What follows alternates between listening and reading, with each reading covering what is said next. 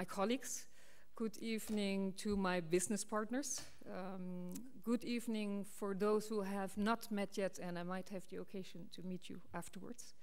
On behalf of the SPUERKEESS, I would like to give you a warm welcome. Welcome in our beautiful historical building, 19 Liberté. I don't know if everybody had the occasion to already discover our building. Tonight we're gonna treat one of the topics which is quite important, and it's quite important especially for the HR people in the room. We're going to talk about housing, but we're also going to talk a little bit about talent acquisition. I think I'm going to just introduce myself 1 second. So I'm responsible for the expat service at the SPUERKEESS. So what is the expat service? So already expat service is a service for newcomers to Luxembourg. So as soon as somebody has signed a work contract in any company in Luxembourg, they could contact the SPUERKEESS, and we have a platform for onboarding new arrivals to Luxembourg. We work with a lot of partners who are present today as well, and you'll meet them a little bit later. So I'll be happy to speak to you a little bit further in the evening. Now I think I'm going to leave the floor to already Paul Schonenberg, the CEO of the AMCHAM, and enjoy the evening.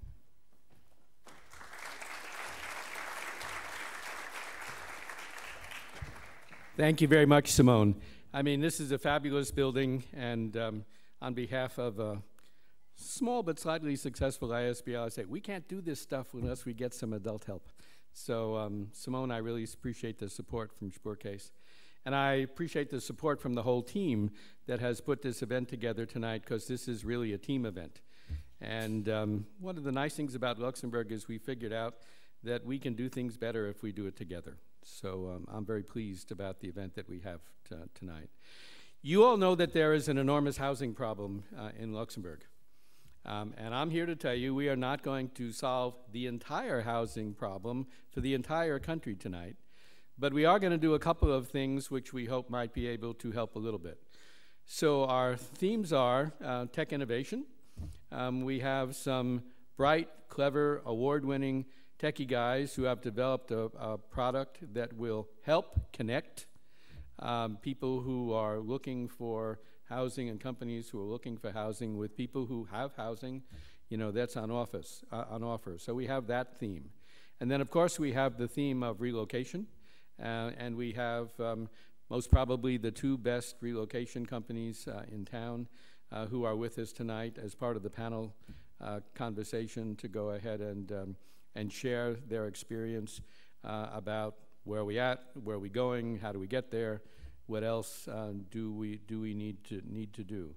And then other than that, this is going to be an evening for networking and for meeting people that you don't know. And if you're coming to us fresh for the first time, you will find that we're a friendly crowd. We stick our hands out, we shake hands, we say hello, we remember what your face looks like, and we try and do win-win business together. So anybody who's here for the first time, don't be shy. You're in safe hands. We'll take good care of you and have a nice evening. And we are also particularly pleased to have as a moderator David Arendt, who is one of the, if you have not met him yet, he's one of the best connected Luxembourgers in the ecosystem. And he's a perfect choice for moderator. Thank you, David, for being with us tonight. And having said that, I'll get off the stage because you don't want to listen to me. You want to hear the good folks. Thanks a lot.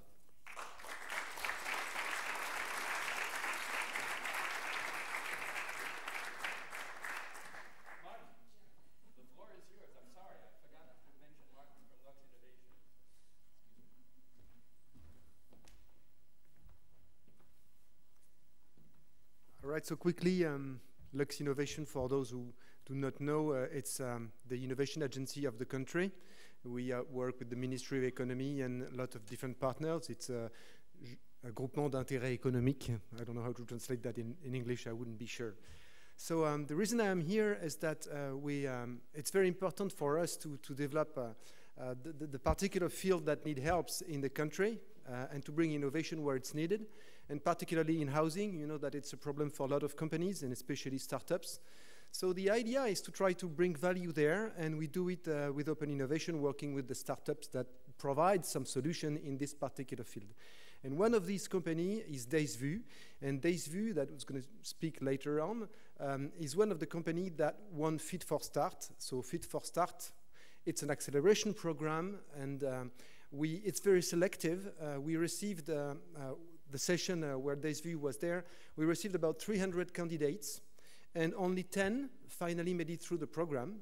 And at the end, only 7 graduated. So it's telling you how much those people are strong. And what I can tell you about the track they've made during this acceleration program is that they have this great capacity to listen. And I think if you really want to grow, you need to listen first.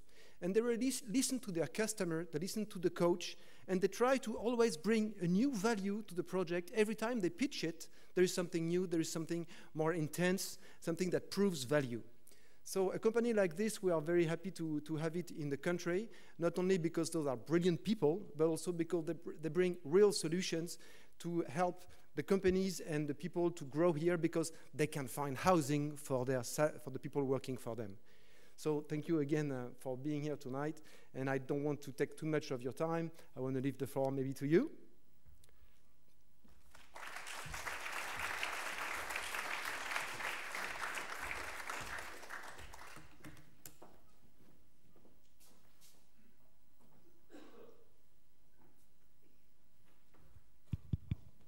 Hello, can you hear me? Yes. Perfect. So, my name is Alec. I'm the co-founder of Dès Vu Stays. And before we dive into the world of innovation, how about a little joke to lighten the mood? Why did the startup founders bring a map to the launch event? Because they heard it's essential for finding their way to success. Please do not all laugh all together. So, speaking of success, we are gathered here today to introduce Dès Vu Stays, followed by a great talk about the relocation industry in Luxembourg. In a world where the relocation process can be very hard and time-consuming, especially when it comes to finding temporary housing, we decided it's time to navigate towards solutions. So get ready for a journey filled with innovation, a great panel discussion, and a dash of humor. Welcome to the launch of Dès Vu Stays. And now a big applause for my business partner and friend, Joao Mesquita. The stage is yours. He digs a bit deeper into the topic of Dès Vu. Thank you.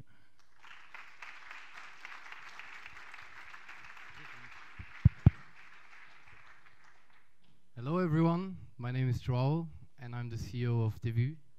Just need to take the clicker first. Great. So, I will just dive a little bit more into exactly what Dès Vu does. And so, basically, companies relocate hundreds of employees every single year and need to find temporary housing under time pressure. And a typical Fortune 500 company actually spends on average 8 million a year on temporary accommodation alone. And this represents 20 to 40% of the total relocation cost, making temporary accommodation one of the biggest expenses when it comes to relocation and business travel. And the funny thing is, it takes up to 48 hours to actually complete one booking, or it can take up to 48 hours to complete one booking for one relocating employee. And this is actually the reason. So essentially, there are many market participants that are involved in the same decision-making process. And the actual decision is actually completing this booking. And you have the HR consultants and relocation management companies that are actually looking at the market and trying to find what actually is, or which housing options are available on the market. And then you have the employee needing to take the final choice, so which apartment is he going to end up booking. And then the housing providers actually offering those temporary accommodations. And the problem of the market is essentially that the booking process is extremely fragmented and slow. And there is no real life availability, meaning in order to find out which housing options are available on the market, companies need to have multiple back and forth emails with multiple housing vendors at the same time. And there is also no real centralized tool in order to find out what is actually going on. And our solution is very simple. So we connect multinationals and relocation management companies with housing providers at scale internationally, making it a very collaborative platform between the employees, the housing providers, the RMCs, so the relocation management companies, and the HR consultants. And we focus on streamlining the booking process by basically making housing inventory accessible at scale for companies, with a big focus on, or resulting in, centralization, duty of care and risk compliance, but of course also cost optimization. And we get access to negotiated prices and negotiated rates essentially, and remove unnecessary middlemen, making ultimately temporary housing or housing in general more affordable. And here's a quick visual overview of our solution. So on the one end, you can see, instead of basically reaching out to those housing providers manually in order to find out what is actually available on the market, we actually regroup all those housing providers by connecting our system to theirs. And on the other end, you have relocation management companies and multinationals that are able to use one single platform to manage, book, and track all their temporary accommodations. And this the technology essentially allows us to help companies at scale and help them manage their temporary accommodations in multiple major cities at the same time. And on the platform, there are various different accommodation types, for example, private and service apartments, but also co-living and student housing, and also extended stay hotels. And when it comes to the platform, companies are able to search, select, and send available housing options to the actual relocating employees, removing all the unnecessary back and forth emails, and also the unnecessary time spent on looking at the market and finding out what is actually available. And the employee is able to use the same platform essentially to look at the available housing options, and also being limited, like things such as budget limitations that have been set up by the company. And the platform also showcases things like the commuting time to the office, and also restaurants and transport stations nearby.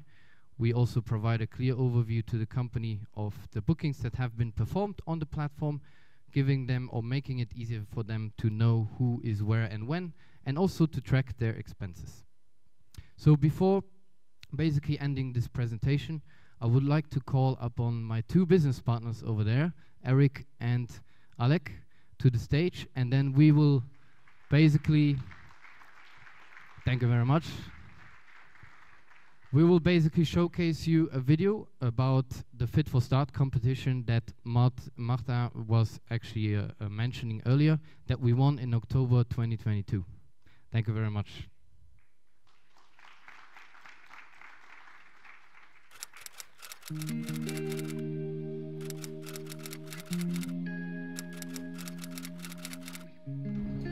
Good morning, everybody.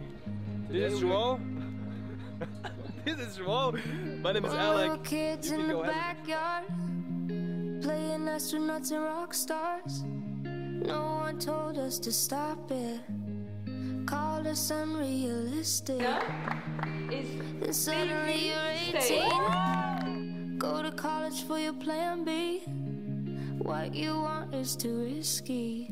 Live for weekends and whiskey. We all got these big ideas. One day they're replaced with fear. How did we get here? Darling, don't quit your daydream. It's your life that you're making. It ain't big enough if it doesn't scare the hell out of you. If it makes you nervous, it's probably worth it. Why save it for sleep when you could be living your daydream? 31 waiting tables. She has a voice of an angel. Thank you very much.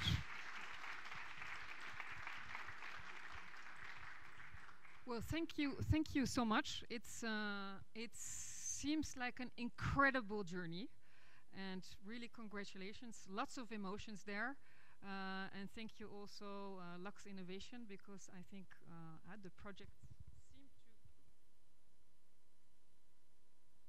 Oh, okay, maybe. Yeah, sorry. Yes, now it's better. So, but I think everybody understood. So, an incredible journey. Congratulations. And now I have the pleasure. I'm just going to check if this is working. Yes. So now I have the pleasure to introduce you to our moderator, who is tonight David Arendt. Please, David, come up and have a seat. And then we'll have Sylvie Schmit from the European Relocation Office. So welcome. Then we have Klass from HSBC. Welcome. Then we have Clees from Ferrero. And we have Stephane Compain from Luxrelo. So now I'm going to leave the floor to David. And so David will be open also later on if anybody has questions. So thank you for being there.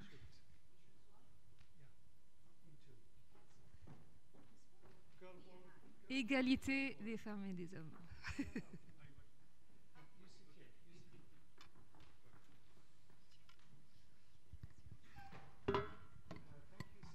Thank you, Paul.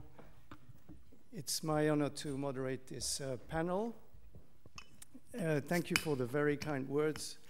Paul, my day job is to be independent director in Luxembourg-based funds and companies, most of which are foreign-owned, so housing is a problem that is constant for all my customers. So we have tonight the pleasure to have a mixed panel of relocation experts and also HR experts. And the questions that I will ask: what do they do? What do they expect from each other? What will they expect from our next government? And I will also ask Joao, who sits here in the audience, maybe some questions also are relevant, and we'd like to have your insight. So if I can start.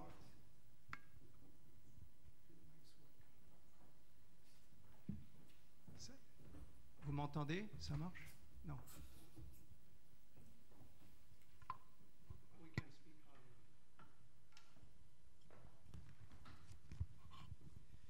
louder. We will start with the HR experts. So we have Sylvie. We have Caroline Klass from HSBC, and we have Joe Clees from Ferrero. So you interface with people who want to take up a job in your organizations. What type of questions do you get from them? And have these questions changed over time? What are the concerns? What are the priorities? Maybe you can start, Caroline. So good evening, and thank you for the invitation. Does it work? Okay, yeah, it works. Okay, so I guess, depending, I guess, on the age demographic of the employee, let's say if the employee is moving by themselves, the first question always is, okay, two questions actually. One is, what is the housing like, and what are the tax rates of the country where I'm moving? So those are always the two questions they always ask: tax, housing. If somebody is moving with a family, with a partner, or also they are moving with their pets, which can be even more complicated sometimes, of course, the other questions besides tax, housing, is obviously school, very, very important. And then, of course, you know, if the country is pet friendly, this is a trend now, this is coming more and more. And when we are moving, especially for pets, and I don't want to, to focus on pets, but there is also a question that is coming more and more now. If a pet is coming from outside of Europe, it can be even more complicated because, you have quarantine and whatnot. So yes, I would say this is a trend that is coming, but definitely depending on the demographic, housing is always at the key of the question, with respect, obviously, depending where the employee is in their life, of course. I can confirm the same questions Caroline said. So it's basically, for families, it's school. Do we have international schools? Are the schools at a high level, whether they are public or private? And then also tax and, of course, the housing price. And the housing price is usually the biggest problem.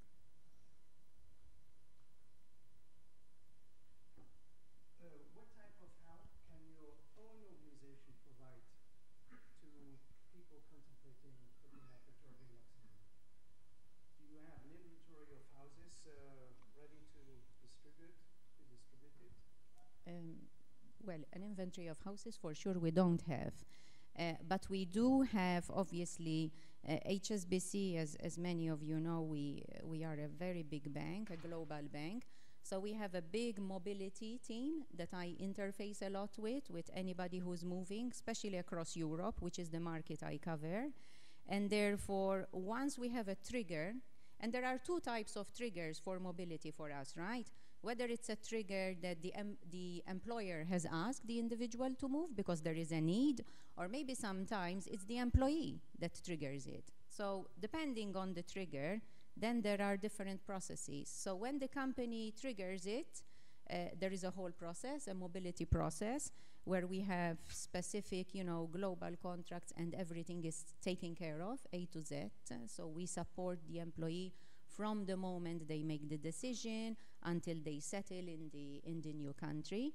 If it's triggered by the employee, that is different because there are different types of support in line with our internal policy. So I would say that HSBC has a very standardized process with lots of points of contact in the different countries that as head of HR together with my team, we provide different services to the employees to make sure, of course, to make this process, which can be very, quite stressful moving, to make it as seamless as possible. But definitely, the usual things, like as I was mentioning, if it's tax, tax is easy because it's very black and white, right? You get the advice, you make sure everything is in place.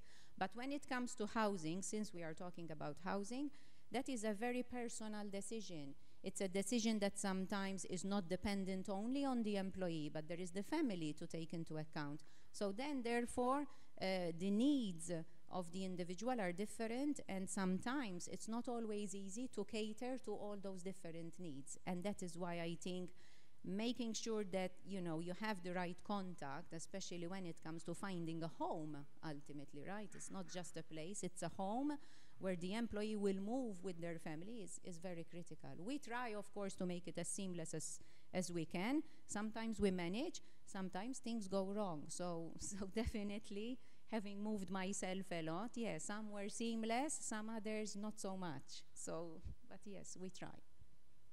Let's try to be more specific. Joe, in your organization, will you simply give them the list of private and public schools and the web pages and say, well, make your choice? Will you give them the phone number of Sylvie and Stephane and say good luck? We have Will you give them the website of the Ministry of Immigration and say this is how you will explain how to apply for a visa? Of course, we are happy to. Are you accompanying them? We are a family-owned company, so we take care of families, take care of our employees. So we have a quite standardized process, starting with we pay for the people to move here, then we pay for a relocation agency that helps them to find a home, because finding a home is quite important. We give them 2 months, so we pay the hotel fee for 2 months. Usually that's enough to settle down to find a home. Then we help them in finding a school, either a European school, international school, or one of the public European schools in Luxembourg. Then we also help to get, we make the necessary request to get a work permit for the non-EU people. And basically, we rely on relocation companies to help them and also to find a home where they should stay afterwards. So what do you expect from them? To help our employees find a place to live and to feel welcome in Luxembourg, and to show them the best parts that stick to their needs. I mean, if you're a young single coming to Luxembourg, I guess you would like to live in the city center. If you have a family, you for sure would prefer to have a house with a garden, not too far and not too close to the office. So we hope that, I mean, rely on relocation companies to find the right house for the right family. So that's a service that you outsource to a relocation agency. You don't have your own houses, neither of you. And I guess very few organizations have a stock of houses ready for incoming employees. That's something we would expect from a future government, like it was in the past in the steel industry. So.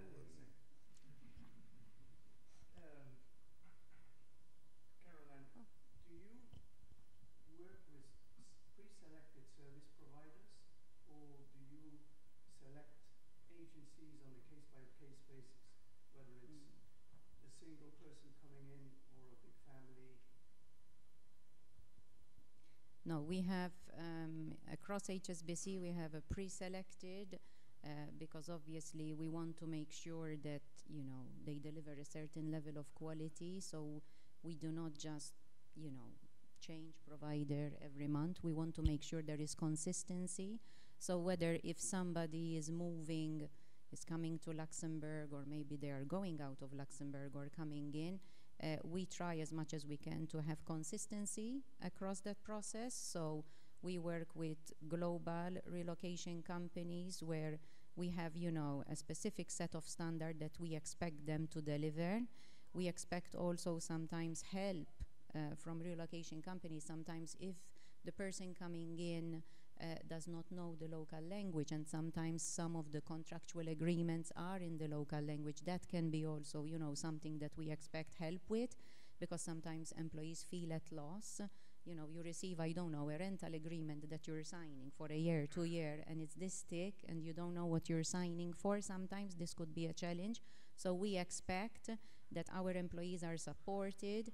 We expect that they are explained, you know, how the laws work, for example, in terms of, you know, what you can do and what you cannot do, because laws are different in terms, you know, of maybe rental agreement.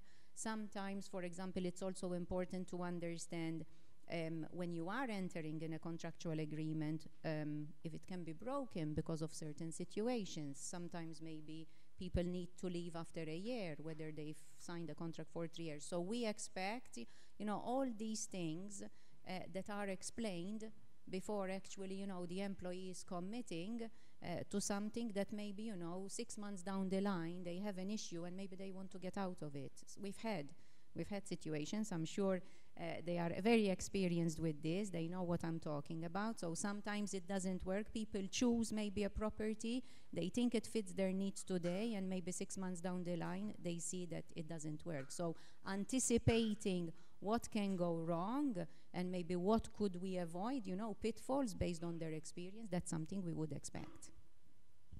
Okay, it's time to turn to the other side of the panel. Sylvie, you're in the business now for over 30 years. Yes, I am.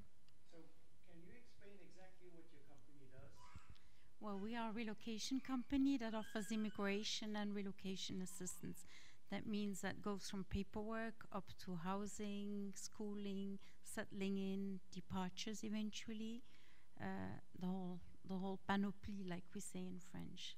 And your customers, are they the HR departments? Well, we have companies, we have big companies, as we also have private people. You also look for private. So yes. A young entrepreneur wanting to move to Luxembourg, attracted by Luxinnovation, they can count on you to help them yes. relocate? We try.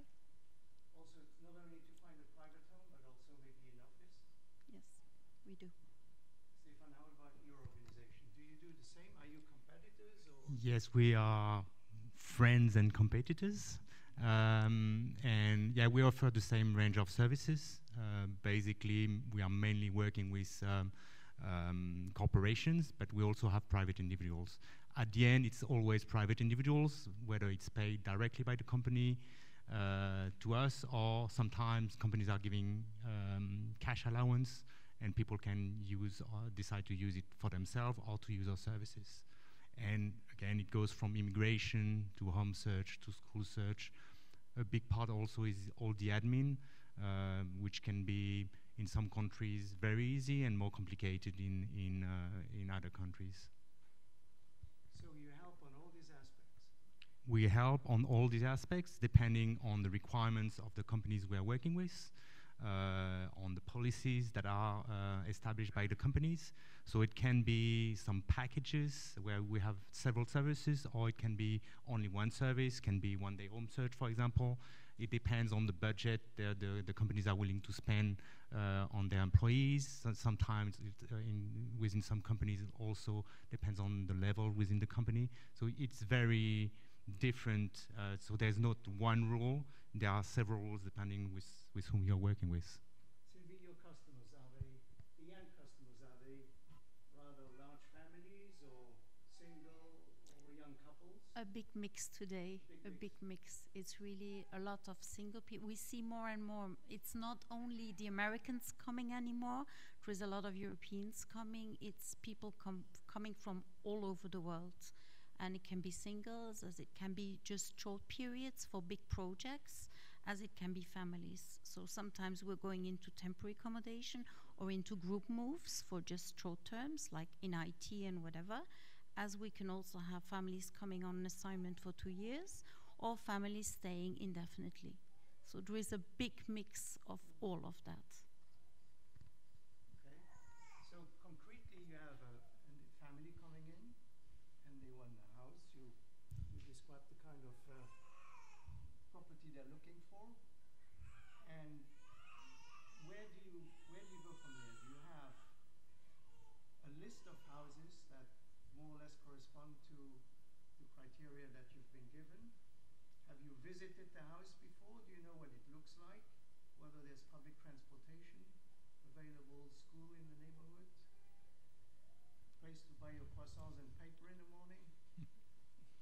So the reality is that well, we know the country, we know the neighborhoods. I mean, our teams they know very well the neighborhoods and where the people, where the shops are, and so on. But the reality of today is not the reality of tomorrow. In terms of, it's a fast-moving market, which means that you cannot keep up with the list. The list that I would put up today would be totally useless in 1 week time. Sylvie and also Stephane, have you visited the houses that you sent your customers? I think you start wrongly. If we are contacted by HSBC or by Ferrero or whatever company, the first thing we're going to do is we're going to send out the questionnaire. We're going to contact that person. And communication, as our youngster said, is very important. So we first listen, what are their expectations? What are they looking for? What do they have in their home country? And what do they want here? Because coming from the States where everything is huge and XXL, coming in Europe is much smaller. Furnished, unfurnished, how many people are you, etc. That's the first thing. It's already a cultural shock for some of them to come in Luxembourg. Where is Luxembourg? Which card? Okay, is that close by? And the second thing is, once we have talked with them and we've really spoken and had a long call, we set the expectations together in saying, listen, you have this, but know that Luxembourg, okay, 1 hour drive for somebody from Paris is not 1 hour drive in Luxembourg, you're across the border. So that's already important. And then also thinking you have that budget, explaining them what is the rental market, what is a rent here, what means common charges, what is still to pay. And then also explain them that we are relocation companies, but Luxembourg is working with brokers. So you have your rent to pay, you have an agency fee to pay, and you have a security deposit, which already is a second cultural shock for most of the people, Because if you have somebody where the company is paying everything, you are okay. And today we're not in a lot of company leases anymore. And some people are not reading. They're going on at home, but agencies leave their objects very often on the platform. And I think Stephane can also. So you can promise the earth or the sun, but the reality is not like this. And that is important. Communication, set the expectation, because somebody who comes from Paris or London wants to be in the middle of the city, in a penthouse, wants to pay that. Okay, one's a garage, well, go into Grand Rue. How many penthouses do you have? You see what I mean? And what are the sizes of our homes? So I think that's the first step that we work with. Yes, but more concretely, are you sending the incoming people to real estate brokers, or no, we take over. So basically we analyze their needs. We have a long discussion to manage their expectations. We have to make sure that we build trust with them and that they understand the reality of the market with the budget they have. And then when we've defined the type of property they are looking for and the budget we can put, then we scan the market. So we're going to scan the market using the website, sending requests to estate agent, and then we come back to them with a list of property that match their expectations and their budget. And then they decide which one they want to visit. So it's the way it works. So basically we are doing the search for them. The difficulty in Luxembourg, as it's again a tense market with more demand than offer, sometimes they contact estate agent and estate agent don't answer. So we know them, we've built trust with them, so they know that when we are calling, we have somebody that is trustful. We've done the background check for them, and that when we are visiting a property, it's somebody that can afford the property, and we have all the documentation that is needed to rent the place. Joao, where does your company sit in the value chain? Are these your customers, or are they your customers, or both?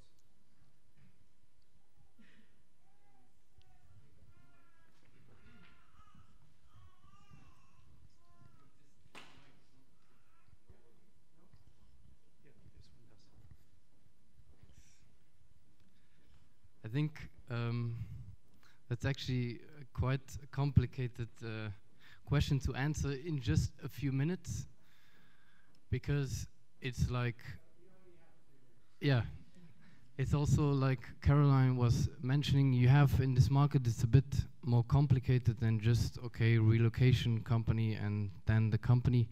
You have also global relocation companies that then regroup a lot of relocation companies that are just operating in various destinations in a way. So mainly, yes, we do work with RMCs and the technology. If, let's say, if you have a platform with many, or like a huge inventory, housing inventory, then you can work with RMCs, but you can also work with companies directly depending on the size with them. So you have huge companies that always will go to global RMCs, but then you have also certain other companies that have not such a big size, have not tens of thousands of employees, and they might still like partially, when it comes to temporary housing now, I'm just specifying, they are still internally managing this somehow and connecting with the housing providers. So we have both cases, but relocation is a huge industry, and temporary housing, or housing in general, is just one of the many things on the list to solve when it comes to actually relocating. And then even in housing you have temporary and then you have long-term housing. We were now talking a lot about more like long-term housing. Like you're more on the short term. Yes, so what you're different than Airbnb, for instance? Yeah, so Airbnb usually are not used by companies, for example, or rarely used because of the involved risks. So you need to imagine a company has maybe a group of 60 people coming to a country, and now imagine the company needing to go on one account for one Airbnb user, needing to book 60 different apartments, and then you have 60 different chats and potentially 60 different property owners to discuss with and basically manage the check-in and all the things around it. So there are too many risks involved for a company to do this at a global scale. So they refer back to RMCs, and global RMCs and global RMCs might refer back to a software solution like ourselves as well. Okay, thank you. David, I would also like to mention really that an Airbnb is very often not accepted by a city hall to register because of immigration purposes. Because you cannot put your name on the post box, you cannot register, and so your work permit papers, everything is going away. So this is also a question that is really important. Two more questions before we invite the audience to also challenge you. How are your services remunerated? Do you bill on a time spent basis? Because you offer a number of services, so you spend more or less time on different topics, be it relocation, finding a home, finding a school, applying for a visa, doing all the paperwork. So it's mainly a price per service. And of course, if the service is extended, we might have an hourly rate to extend that. But normally we have defined pricing for each service, which means that when a company or an individual is coming to us, they know exactly what they will pay for one-day home search or for a temporary home search, for example. So you take the risk that you spent more time than anticipated? Yeah. Okay. Yeah. You offer a lump sum, a forfait? Yeah. Okay. But of course... Your organization too, Sylvie? Yeah, we do work with package prices, and then we also look at à la carte with the customer very often, what is needed, if there is immigration needed or not, and how it goes, yes. So if the HR departments of the big companies are your customers, what do you expect from them? Communication. Okay. No, it's really, we define it as a partnership. So basically, we are here to make sure that the assignee, the person arriving, the family is arriving, will be happy, will be able to settle quickly, that the employee will be able to focus on his job quickly. So we are really here to work hand in hand to make sure that everything goes smoothly, that we manage all the anxiety, the risks prior to the arrival. So we try as much as possible to organize everything prior to the arrival so that we don't have any surprise. Last question, service après-vente. You relocate the family, the person, the single person, the young couple, 6 months down the road or 12 months, it's a disaster, they don't like the place, it's horrible. Do they come and complain? Do you help them, or you say, you're on your own now? No, they might, and some of them have a helpline, so that should not be a problem. We very often flag it to the HR, and if help is needed, we might have another day, or we help them with the departure. It really depends. And due to our relationships with the people as well, we are in a constant communication. So you help them out if it doesn't work out. Their first point of call when that thing happens, of course, they call HR. Every problem they have, they always call HR. Okay. Now we'll broaden the topic a little bit. We have a housing crisis in Luxembourg. We have construction companies that are facing bankruptcy, so the market is not efficient. We have a new government soon. What would you recommend to Mr. Frieden? What should he do, Sylvie? You've been in the business now for 30 years.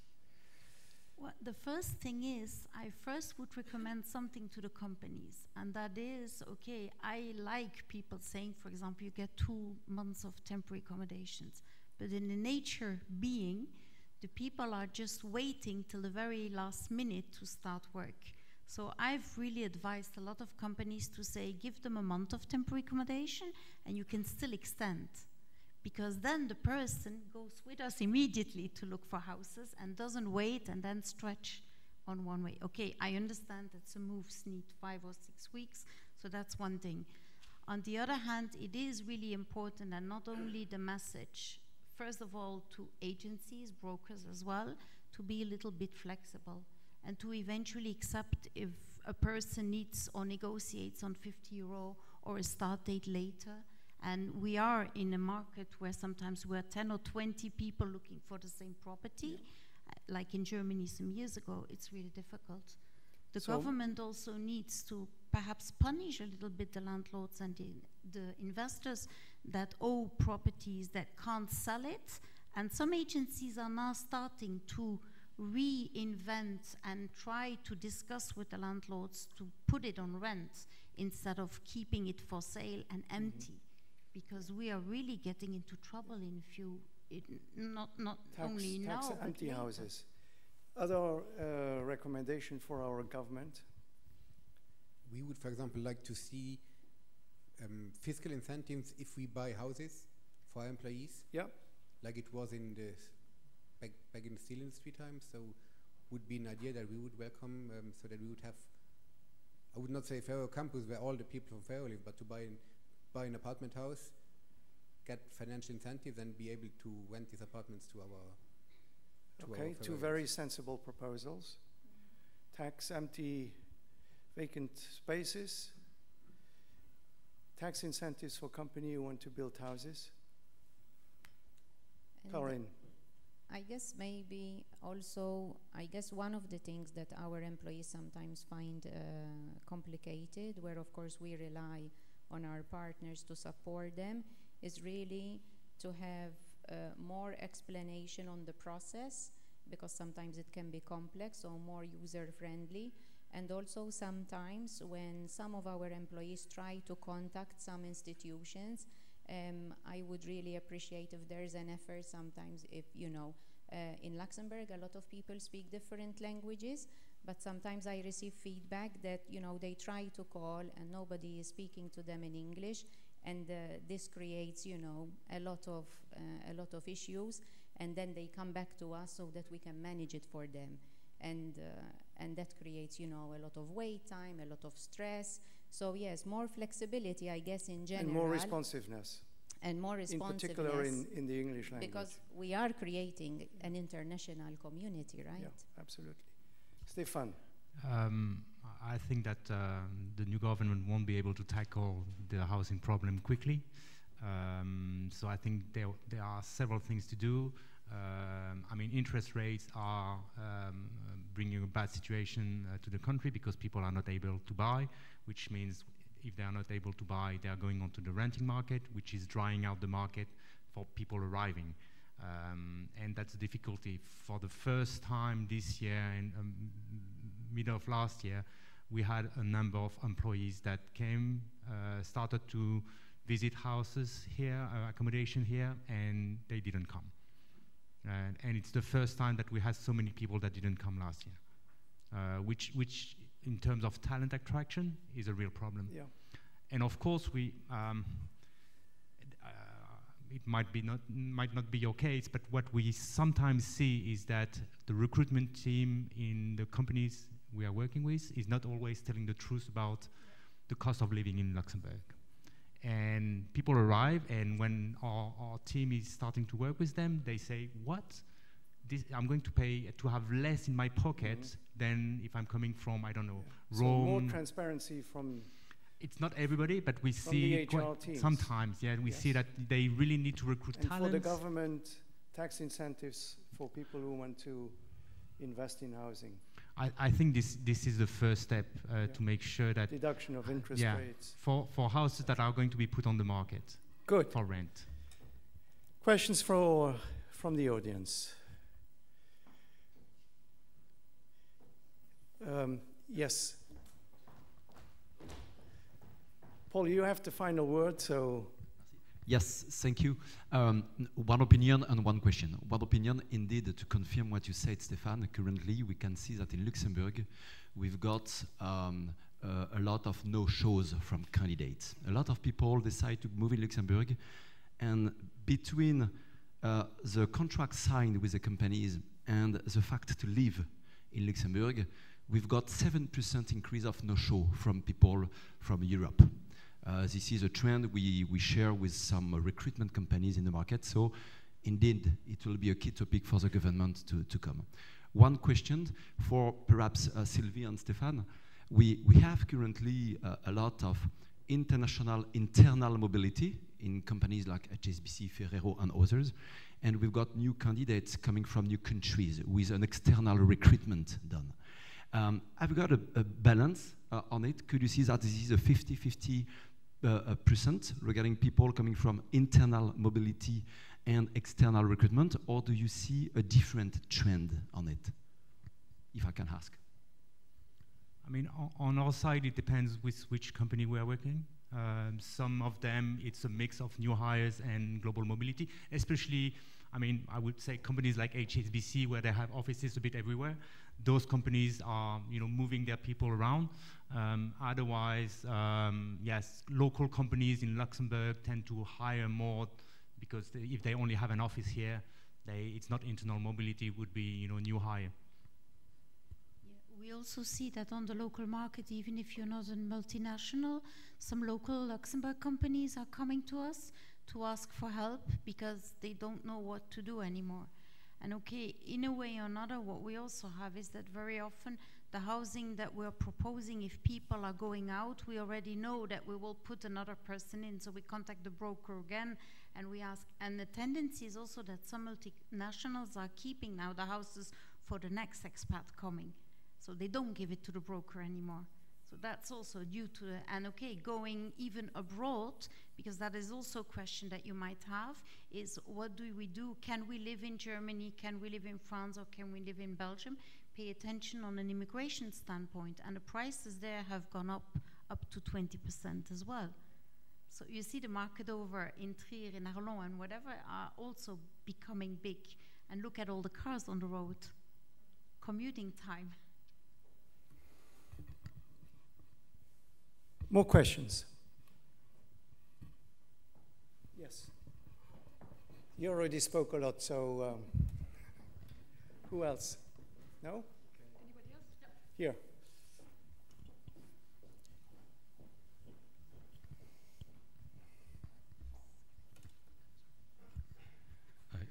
From the regulation point of view, how does the Luxembourg government see the short-term leasing, such as Airbnb? Thank you.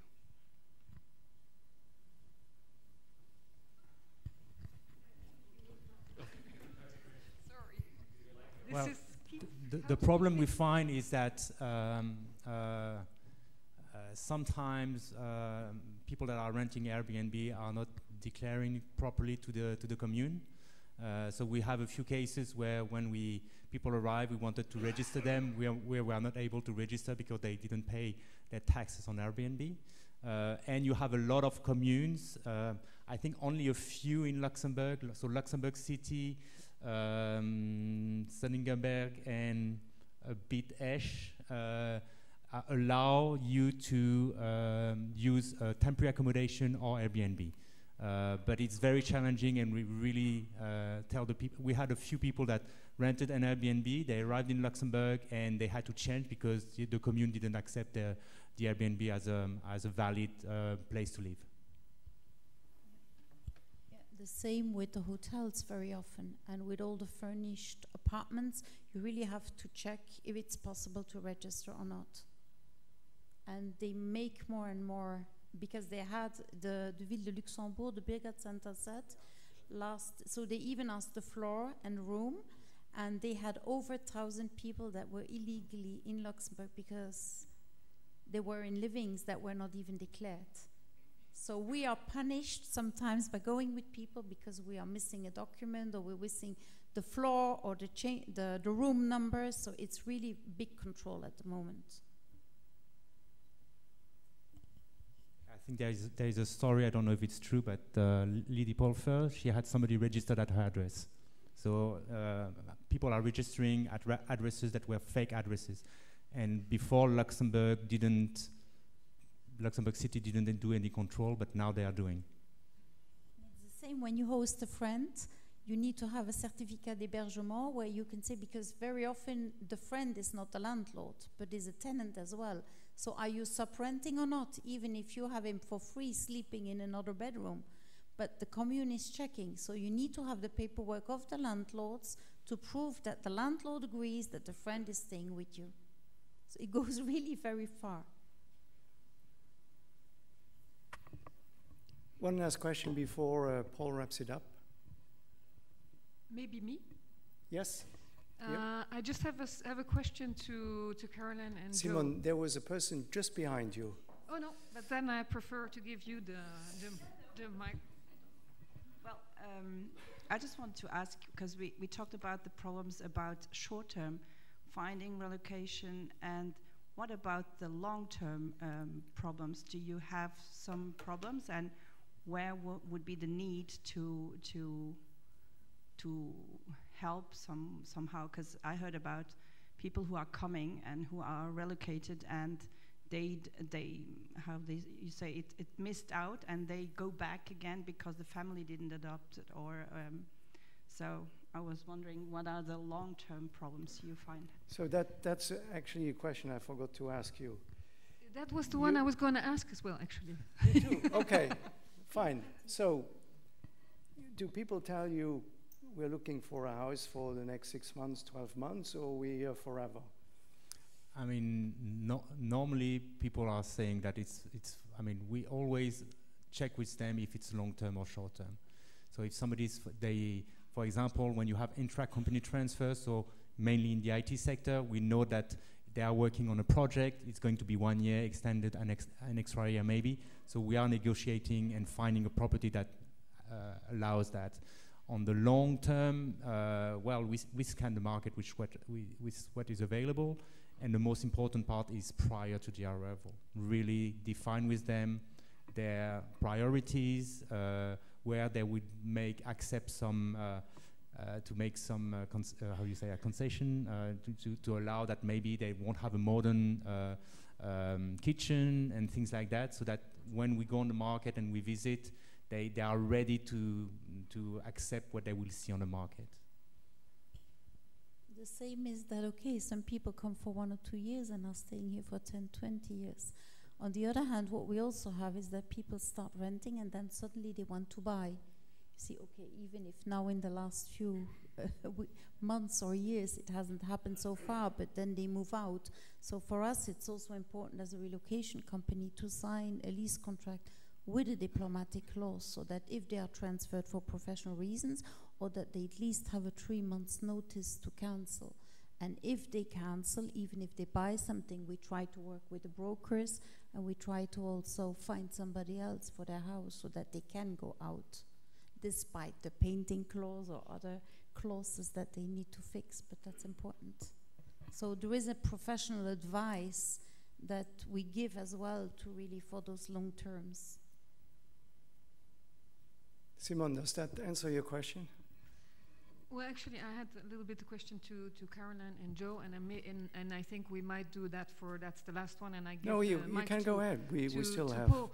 I was just wondering if you noticed that you have finally found the talent that you were looking for, and they decide to move to Luxembourg. We all know today that salaries have not been increased a lot, but the price of the housing has increased tremendously. Do you notice that people end up not or declining the work contract because they're finally better off staying in their own country than moving with the whole family to Luxembourg? Have you had already those cases? So far, since I've been here managing Luxembourg, so far no, because obviously from a talent strategy perspective, if we have a need, our job from an HR perspective is to make sure that wherever we are moving people, definitely they cannot be worse off. That's a rule of the thumb, right? So when you are making such a big decision and moving, if you are, losing in the end, nobody is going to accept that. So let's face it. So there have to be benefits both for the company, for the individual, and if they're moving for the family, it has to work for all. And I think one thing I forgot to mention, which is very important with this whole relocation business, is I think we forgot to mention, at least that is the process in HSBC, we emphasize a lot in what we call familiarization visits. I cannot underestimate, I cannot highlight the importance of embedding this, which I'm sure my colleague from Ferrero do the same, before any commitment, before you even think of accepting to move. We always ask our colleagues, our employees, together with their family, they come visit first, because that is very crucial. That familiarization visit, in fact, is encouraged so that they meet relocation companies, they go see the schools first. You don't do that once you have signed and you know it's a done deal, because that can be too late. So I think there is a very important part in the process that's done before, and normally that visit is normally even taking place months before there is actually a confirmation where we say, okay, 1st of January you move to Luxembourg and this and that. So we start working on that process because we have a whole mechanism from a talent management perspective where the process is triggered much before, including the visit to the country where we are planning to move the employee. It's the same So, for us. I'm sorry, go ahead. So generally, families come to Luxembourg, and we bring also the whole family here because it's also important that the wife feels comfortable in Luxembourg. It's not only the employee, but also the spouse of the employee who has to feel at home and who has to like the country, because it's a family who's coming and not only an employee. And that's why we're also very transparent about Luxembourg, and we bring them here long before they sign the contract. Good. We spoke about houses a lot. We spoke about visas. We spoke about schools, but we left open one obvious topic. We are in a bank. Simône, how long does it take to open a bank account for the incoming employees and for their business? How long do I have? No, Don't tell us. We are I'm aware just of saying, the procedure. I'm just saying, we made a really easygoing procedure. The idea is when the employer comes and starts their job, everything has been done ahead of arrival. So we work a lot with the relocation offices or HRs directly. We open the accounts before people arrive in Luxembourg, which means they can already transfer money on their account. Why? Because a lot of times we're looking for housing. We need to install the bank guarantee. So all that we can do already before people arrive in Luxembourg. So we make life easy for everyone, because finally at the end we all have our interest that people are happy, start their new job. It's difficult to get a talent. And we all have a piece of the puzzle to play. And we want these people to stay. And today, if I well remember, and I haven't seen the last statistics, I think we're about 70% of new arrivals finishing staying in Luxembourg, which means they finish buying something in Luxembourg. So I think that's quite a good sign, and it's all thanks to all the different players who are around a new arrival in Luxembourg. Maybe we can finish here. Yes. And so before Paul wraps it up, so I'd like to thank the panel for their insights. I think what I will keep in my mind is that we can't blame the government for everything. I think the players in the market also have a responsibility, be it the HR departments that need to be more transparent and upfront with the incoming people to tell them that housing is expensive in Luxembourg. Landlords, they should be also transparent and not too greedy. And the rest, Paul, I leave it up to you.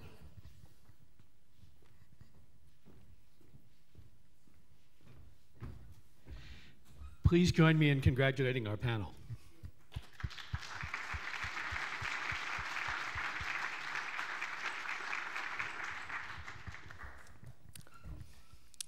This event is certainly not intended to go ahead and solve all of the problems we have. If anybody thought that's what they're getting tonight, I apologize. What we wanted to do is we wanted to explain the many different pieces of the pie that we have to deal with in order to take this problem on and go ahead and deal with it. We have had the same government in Luxembourg for the past 10 years. They knew that there was a housing problem 10 years ago. look at how much has been done to fix that housing problem over the last 10 years. I think the new government that's coming in now understand that they have a serious housing problem which they need to fix. And I'm expecting, you know, I'm an optimist. At the end of the day, you know, if you think about it, oh, we're talking about all the difficulty of getting housing and everything else in Luxembourg. Heck, if it weren't for the fact that Luxembourg wasn't such a great place to live and work and raise a family, we wouldn't have this housing problem. So, you know, yes, we have a problem we need to deal with, but it's because we're such a successful country that's a wonderful place to go ahead and live in and raise a family and do business and profit. But that certainly doesn't mean that there aren't problems that need to be fixed. What we wanted to do tonight is we wanted to get some good, clever people to come up and talk to you about the range of it, because this is a complicated process that needs to be worked out. It's easy for some politician to say, you know, I was driving around and I saw that there were 50 houses that were empty that could be occupied with somebody, and I'm going to demand that the people who own them immediately put them up for rent. Easy solution. Unfortunately, if you take a house that you own that's sitting empty and you rent it on out, you completely change the tax status and the tax consequences of that piece of property, which can have a significant impact on your financial well-being and your plans and everything else. So this is not a problem that can be dealt with as far as sound bites are concerned. It takes a little bit more subtlety to go ahead and deal with it. But I think we should look at the fact that we do have a new government that has come in that's very positive. In the meantime, we've introduced you tonight to a new app which can be used by companies and can be used by people to go ahead and make it easier to get access to the stuff that's available. My compliments to Luxinnovation for getting involved and going ahead and solving that issue. And I give you my assurance that there are a lot of people in Luxembourg who are focusing on going ahead and solving all of the problems associated with going ahead and doing it. What do we want at the end of the day? There was one problem that I'm very concerned about, which we didn't raise tonight, and that's the problem of young people with good educations coming out of school, perhaps interested in coming to Luxembourg for their first jobs and things like that. And you know, the problem for them is the majority of the housing in Luxembourg is family housing. There actually is very little single people housing. It hasn't been built over the past 20 years. So that's an issue too for some of us, because we would like for the companies that we're involved with to get smart, clever people to come to Luxembourg, work hard, be successful, fall in love, decide to get married and have families and do it all here in Luxembourg and be the future for us tomorrow. In order to do that, you have to have an increased stock of single-family housing, of single-people housing, to go ahead and accommodate that market. We don't particularly want people to come to Luxembourg and get jobs and live in Thionville and Trier and Arlon and across the border. Not that those aren't nice places, but we're motivated to try and see if we can get people loyal to Luxembourg. So anyway, tonight was a little bit of a smorgasbord to get you acquainted with some of the issues and to introduce you to some clever, smart, useful people that you should be aware of. I would encourage you to engage with them during the cocktail party that is going to go ahead and follow. And be a little bit patient. This is something we're all going to work on, but I already have had one conversation with Luc Frieden, and he has promised me that this is high on his priority list, and I believe him. And it's one of the 12 task force items that the new government has put together that they're very serious about going ahead and working on.